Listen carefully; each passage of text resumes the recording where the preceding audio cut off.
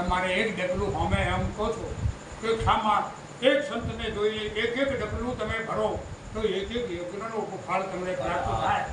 આવા સદગુરુનો મહિમા છે.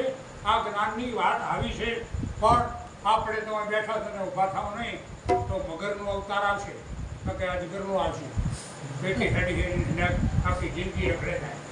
એમ આપણે છે ને ગુરુ મહારાજ આવે તો ભલાગ એને ઊભું થઈ જવું તો એને બધું પડી વળીને એનું વંદન કરો.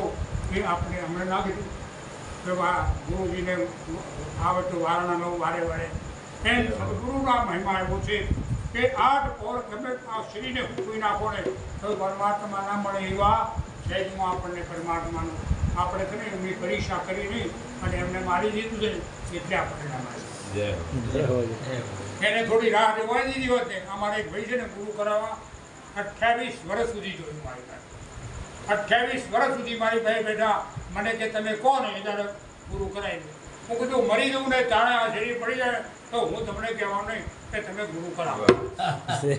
મારે શું કહેવું પડે? હા, આમાં 3 પ્રકારના ગુરુ છે. એક ગુરુડમ છે એટલે કે શું કે ગુરુ શિષ્યો કરવાની પાછળ પડ્યા હોય અને આપણો મોટો સમુદાય થાય ને એવી ભાવના રાખીને કરતા. બીજા નંબરનો શાહી ગુરુ હોય કે શાહી એટલે રાજાશાહી હોય એ લોકોને ડૂબતા. એટલે અત્યારે જે એવા શાહી ગુરુ છે ને એ શું કરે છે? શિષ્યોનું શોષણ કરે છે, શિષ્યો ઉપર ભાર લાદે છે. આવા અનેક પ્રકારના શોષણો કરે એવા ગુરુ. આ 3 પ્રકારના ગુરુ બધાએ કરી.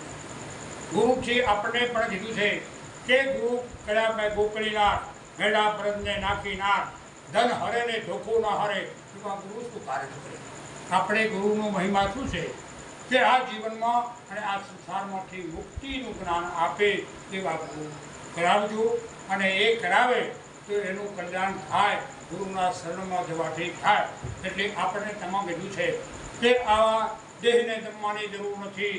આ ખરાબ કોઈ ક્યાંય કરવાની પણ સદગુરુનો જો સંગ થાય તો તમે ને ગુરુ બે એક થઈ જાઓ અને પરમાત્મા તમને મળી જા. અને આપણે સંતો કહે છે કે ગુરુ રે મળ્યા તેને ગોવિંદ મળ્યા.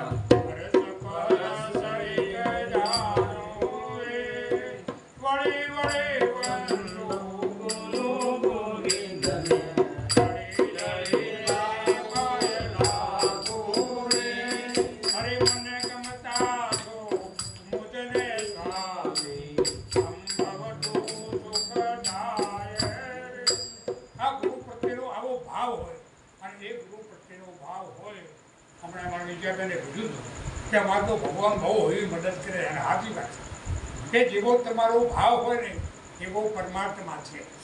તમે જેવી ભાવના રાખો એવી ભાવના પ્રમાણે તમને ફળ આપે છે. પણ તમારો ભાવ જેમ એક ભમરી જેવી જેની ભાવના કરી પોતાના રૂપે રાજી થાય દુર્લભ એવા સંત મળે. અને કદાચ આપણા હૃદયનો ભાવ આપણે હૃદયની પ્રાર્થના કરો તો પરમાત્મા તમારી પ્રાર્થના સાંભળે ને સાંભળે. સદગુરુ છે ને એ એવા કામ નરસિંહ મહેતાના કર્યા ને તમારે કરે ના કરે એવું કોઈ નહીં. પણ એવો ભાવ આપણી પાસે હોય. અને આપણે સંતો પણ કહે છે કે ભાવ લાવે રોજીને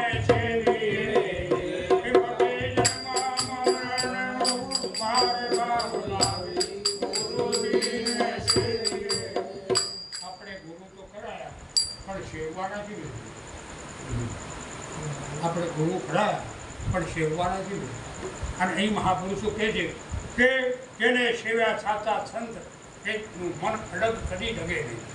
કે સાચા સંત જો સેવ્યા હોય તો જેમ એક મુરઘીનું પીંડું મુરઘી મૂકે તો એને સેવે ને ત્યારે બધું થાય. એમને બધું ના થાય તો એના પર બેસે એટલે એને પોષણ આપે. અને એ પોષણથી એ પરિપક્વ થાય તો એ છે ને ઈંડું મટીને બચ્ચું થઈ જાય. અને આપણે બચવું હોય ને તો સદગુરુને સેવવા.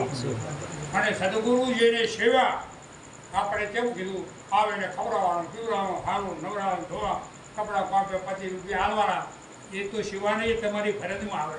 પણ સેવવાની વાત છે. આપણે સદગુરુએ આ મહિમા આપણને સમજાયો છે. અને જેને સેવ્યા છે ને એનું જન્મ મરણ તરત જ થતું સેવ્યા. બાકી શિવવાળો વાયદો કરે કે આમ કરતાં કરતાં તમારું જન્મ મરણ મટી જાય તો સમજવાનું આ વાયદાની વાત નથી. આપણને સંત પુરુષે વાયદાની વાત નથી કરી, પ્રત્યક્ષ અનુભવની વાત. અને આપણને પ્રત્યક્ષ અનુભવ ત્યારે થાય, આપણને પ્રત્યક્ષ અનુભવ એટલે કોઈક એક ગોળ ગયો છે એ તમારી જ્ઞાનની વાત છે, પણ તમને અનુભવ થયો હોય એ અનુભવ કોઈ દાડો તમારા જીવનમાંથી જાય. આપણે ગુરુ મહારાજે આપણને અનુભવ કરાવ્યો. આપણે અનુભવવાળા જ્ઞાનમાં છીએ, આપણે અનુમાનના જ્ઞાનમાં નથી. અને મહાપુરુષો ના પાડે કે અનુમાન का आसरा छोड़ दो बादशाह, उलट के घर देखो अपना जी, बिन देखे ने तो नाम जपे એ તો રેન का सपना. એને તમે જોયો નહીં, એના રટણ કરી કરો, ફોન કરો તો ઘણું મોટું થાય તો કે ના થાય. તો એવી રીતે આપણે એમને પામવાના છે. એટલે આપણે અત્યાર સુધી આપણે બધા આ જ્ઞાનનું મહિમા તમે જાળવી રાખ્યું અને સદગુરુ સદય સાંભળો છો. એટલે આપને બધાને કોટી કોટી વંદન. સદગુરુ મારું પ્રવચન પૂરું કરું છું. સદગુરુ મહારાજનો જય.